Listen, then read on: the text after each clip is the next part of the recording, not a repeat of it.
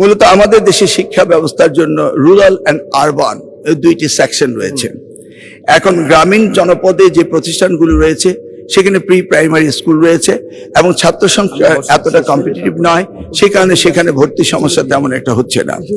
ঢাকা শহরগুলোতে আমাদের এই প্রাথমিক স্তরে ভর্তির একটি সমস্যা রয়েছে।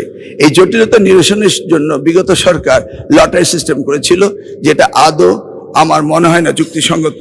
তবে আগামী বছরে এই শিক্ষা ব্যবস্থা ভর্তি সিস্টেম কিভাবে করা হবে সেটা আনুষ্ঠানিকভাবে আমরা স্টেক হোল্ডারদের সাথে অর্থাৎ অভিভাবকদের সাথে বিভিন্ন রকম সেমিনার সিম্পোজিয়াম করে মাননীয় সংসদ সদস্য সকলের অভিমত নিয়ে একটি জনমত সৃষ্টি করে আমরা আগামী 2027 জানুয়ারি ভর্তির বিষয়ে চিন্তা করব।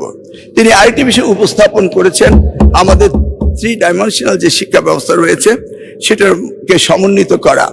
ধর্ম অনুভূতিতে ইবতেদায়ী রয়েছে, মাদ্রাসার মধ্যে রয়েছে, কওমিতে রয়েছে, ইংলিশ মিডিয়াম রয়েছে, বাংলা মিডিয়াম রয়েছে, সবগুলিকে সমন্বিত করা একটি জটিল ব্যাপার রয়েছে। তবু আমরা ইতিমধ্যে কমিটি করেছি ইংলিশ মিডিয়াম স্কুলগুলোকে সরকারের আওতায় এনে তাদেরকে কিভাবে আমাদের যুগোপযোগী শিক্ষা ব্যবস্থা বাংলাদেশের দেশের নিয়ম কানুন মেনে করা যায় সেই বিষয়ে আমরা কাজ করছি। ইতিমধ্যে আমরা কমিটি গঠন করে তাদের সাথে যোগাযোগ করছি। দ্বিতীয়টি হলো ইবতেদায়ী শিক্ষা ব্যবস্থা, সেটাকেও আমরা ইতিমধ্যেই আমরা সেই বিষয়ে ব্যাপক কাজ শুরু করেছি।